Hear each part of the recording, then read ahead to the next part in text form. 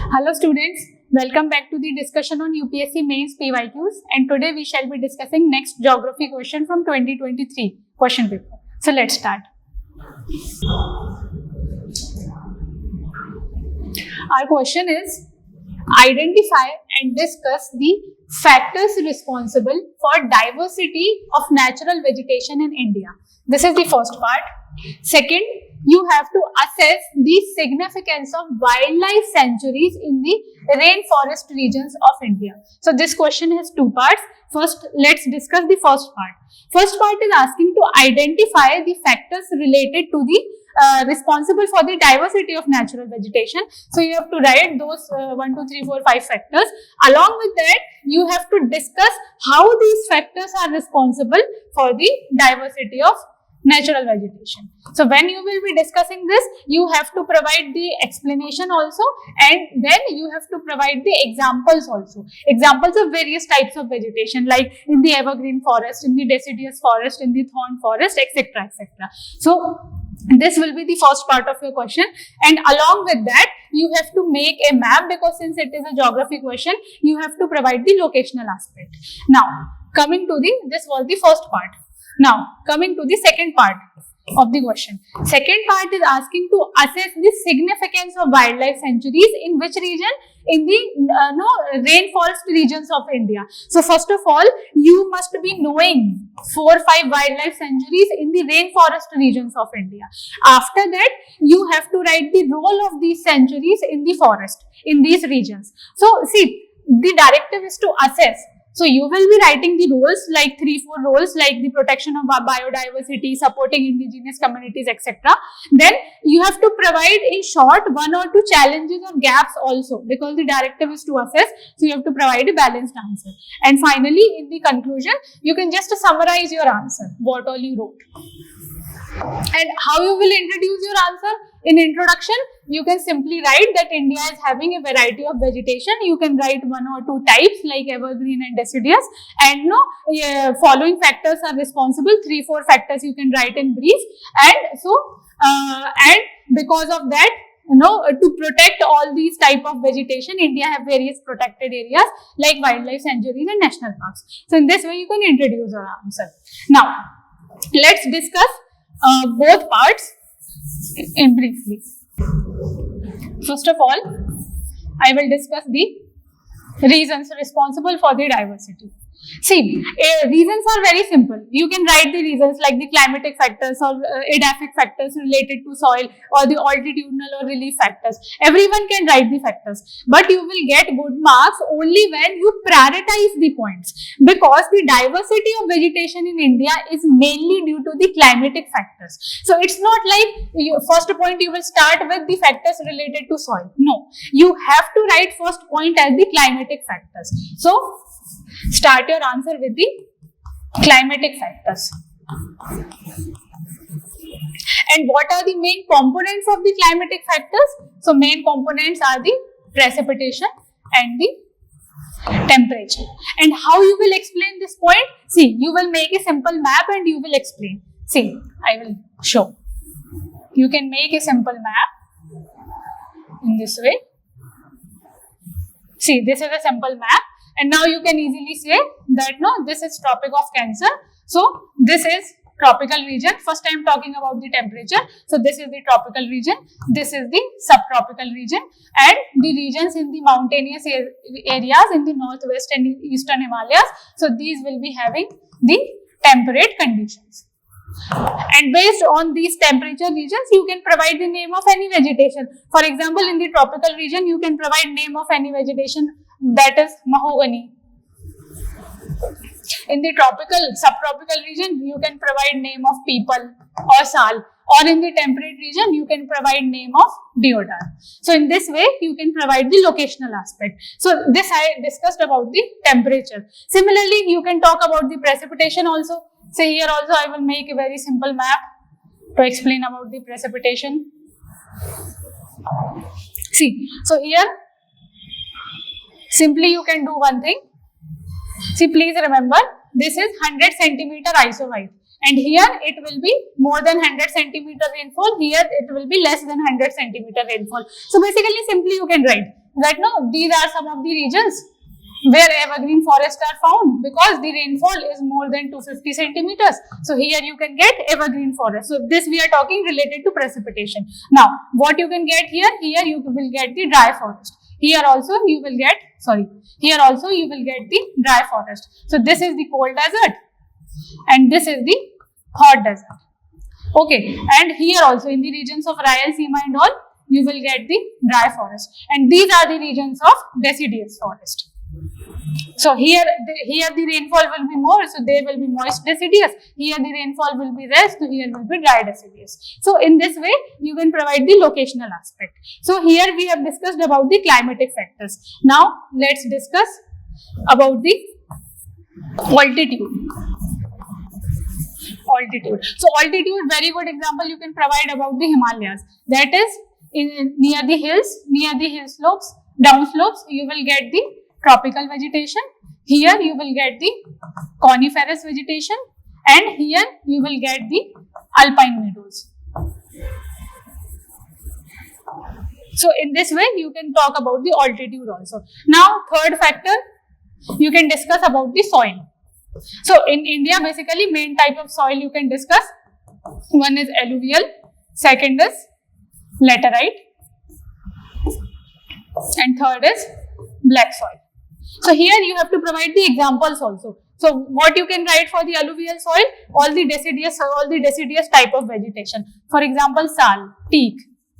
You can talk about in the alluvial soil. In the laterite soil, the regions of Western Ghats have laterite soil only. So any evergreen vegetation you can provide. For example, ebony, you can provide. So in this way, you have provided the factors also, and through map you have explained that which kind of forest, which kind of vegetation is present and why it is present. So in this way, we have discussed the first part. Now let's discuss the second part. Second part is related to the role of wildlife sanctuaries.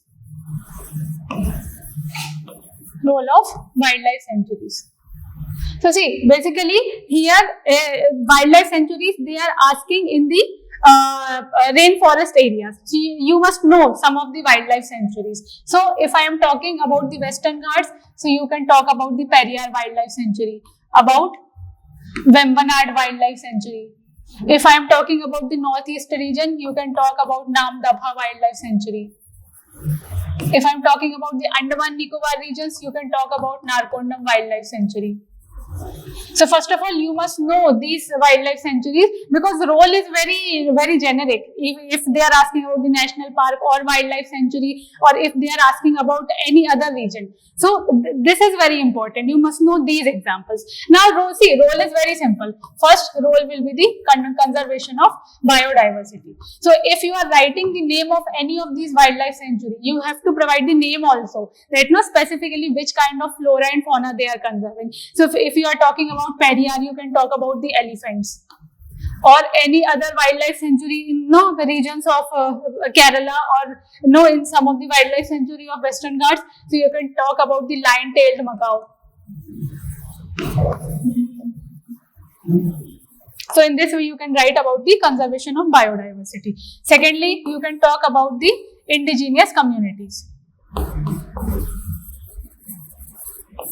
because their way of life is also protected in the wildlife sanctuary. So in this way you can write. Now since the directive was to analyze, so you have to provide specific challenges or gaps also. So what you will say, that since these wildlife sanctuaries were created to protect the wildlife, the flora, fauna, the indigenous communities, but still there are some challenges. What are those challenges? Because of the development projects, these wildlife sanctuaries and protected areas have seen various kind of displacements. Because of the development projects, encroachments are done, which is affecting the flora and fauna of those regions. And because of the human activities, climate change is happening, and because of climate change, habitat is impacted.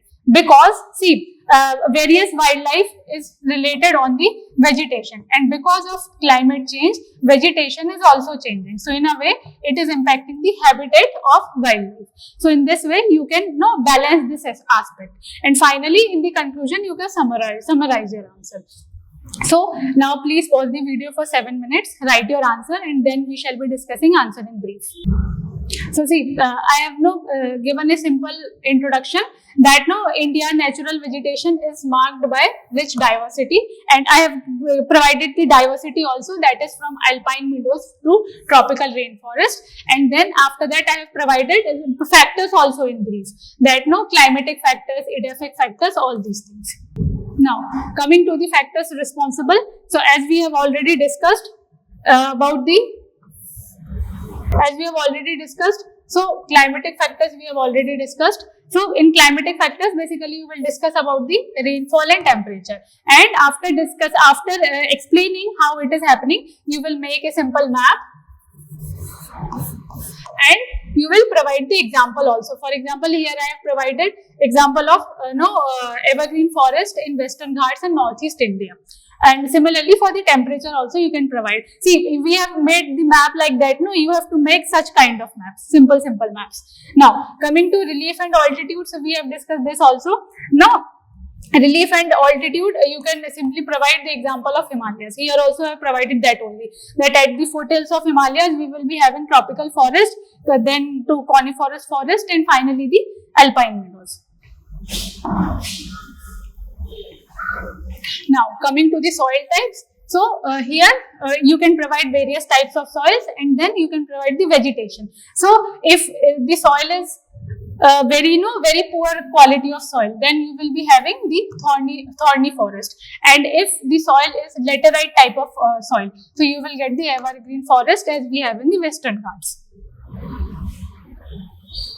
Now coming to the significance of wildlife sanctuaries, so first of all you have to mention that rainforests are found in which region, then only you will be knowing wildlife sanctuaries. So here you can provide the Western Ghats, Northeast India, and Andaman Nicobar Islands. Then coming to the significance, so first will be the biodiversity conservation only. So first of all you will provide the name of wildlife sanctuary, then specifically which type of species it is conserving. So here I have written about the lion-tailed macaw. Now coming to the ecological stability, so as you already know that trees through evapotranspiration provides water, provides the humidity water vapor to the water cycle. So in a way it regulates the climate and water cycle. Now support to indigenous communities. So here you can provide name of any wildlife sanctuary and name of any tribe or indigenous community living in those areas. Now coming to the challenges, so as we have already discussed, you have to provide a balanced answer. So here, because of the development pressure, because of encroachment, because of climate change, these all issues still are faced by these protected areas and vegetation. Now coming to the conclusion. So conclusion, I have simply summarized the conclusion that the diversity of vegetation in India is responsible for ecological benefit also and cultural benefit also, because say humans are also dependent and overall biodiversity is also dependent on this type of vegetation. Okay, so first thing I have written this. Then I have mentioned about the wildlife sanctuaries, that they are critical for conserving biodiversity, stabilizing ecosystem and all these things, but still they are facing various issues, and finally we need to conserve these kind of ecosystem. So that's it for the answer. Okay, so that's all for this question. Thank you.